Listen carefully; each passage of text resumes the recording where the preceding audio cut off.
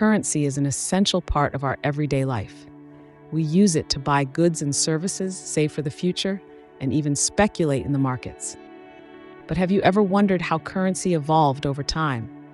How did we move from bartering goods to using digital money like Bitcoin?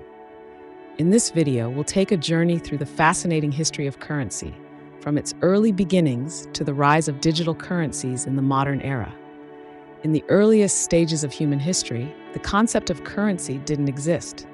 Instead, people relied on a system known as barter. Bartering involves the direct exchange of goods and services. Imagine trading a cow for a year's worth of grain, or pottery for tools. While this system worked to some extent, it had significant limitations. There was no universal standard to determine the value of goods, and bartering could be incredibly inefficient. This is why many historians, like Adam Smith in The Wealth of Nations, argue that the limitations of bartering ultimately led societies to seek more effective systems of trade. Smith highlights that while the barter system was a foundation for early economic transactions, it was inherently flawed, especially as economies grew and diversified. People needed a more efficient medium of exchange. As societies grew more complex, the limitations of bartering became apparent. People needed a more efficient system. This led to the creation of money. In ancient Mesopotamia, grain was used as a form of currency, while cattle played the role of money in early civilizations like the Sumerians and Egyptians. These commodities were practical because they had inherent value and were widely accepted. However, as trade expanded, so did the need for a more standardized medium of exchange. Metal coins were the next big step in the evolution of currency. In his The Ancient Economy, historian Moses Swartz Finley explains how these metal coins provided a reliable unit of value, making them ideal for widespread trade. By around 600 BCE, the Kingdom of Lydia, modern-day Turkey, became one of the first to mint metal coins. These early coins, made of a mix of gold and silver, were stamped with marks of the ruling authority. This new form of money had a significant advantage. It was portable, durable, and had standardized weights. According to the historian John S. Henderson in The Ancient Economy, the introduction of coins revolutionized trade and helped stimulate economic growth.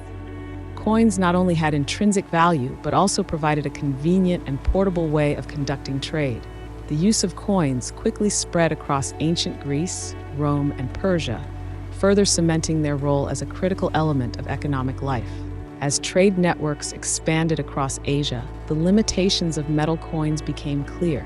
Carrying large amounts of coins was cumbersome. This is where paper money came into play. China was the first to introduce paper currency during the Tang Dynasty, 688 to 907 CE.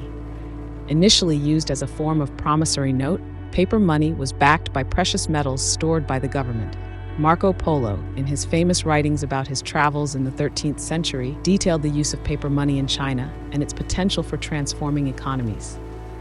Polo's accounts reveal that he was astounded by how seamlessly paper money functioned in a vast empire, allowing for both ease of trade and government control.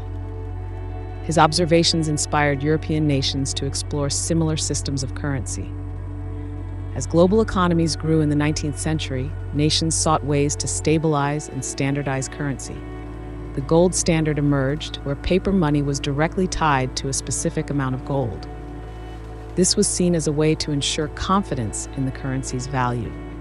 The gold standard brought greater stability during economic crises, but as economic historian Barry Eichengreen points out in Golden Fetters, the gold standard and the Great Depression, it had its drawbacks. Eichengreen argues that the gold standard eventually became a constraint, especially during times of economic hardship, as it limited governments' ability to increase the money supply. By the time of the Great Depression in the 1930s, most countries abandoned the gold standard to create more flexible systems of currency management. After the collapse of the gold standard, many countries moved to fiat money, currency that has no intrinsic value but is accepted because the government declares it to be so. This shift, as Milton Friedman discusses in Money Mischief, Episodes in Monetary History, allowed for greater flexibility in managing national economies. Fiat money is not backed by physical commodities like gold or silver, but rather It's given value by trust in the institutions that issue it. In today's world, most currencies are fiat currencies. Modern banking systems, central banks, and digital platforms now make it easier than ever to manage and transfer money, creating a highly interconnected global financial system. And now, we find ourselves in the digital age. In 2009, an anonymous individual or group under the pseudonym Satoshi Nakamoto introduced Bitcoin, the world's first decentralized cryptocurrency. Unlike traditional currency, Bitcoin is not issued or controlled by any government or central bank. Instead, it operates on a decentralized peer-to-peer network, secured by blockchain technology. Bitcoin's creation marked a revolutionary moment in the history of currency. As A. Narayanan and his colleagues explain in Bitcoin and Cryptocurrency Technologies, Bitcoin's use of blockchain allows for secure, transparent transactions without relying on traditional intermediaries like banks.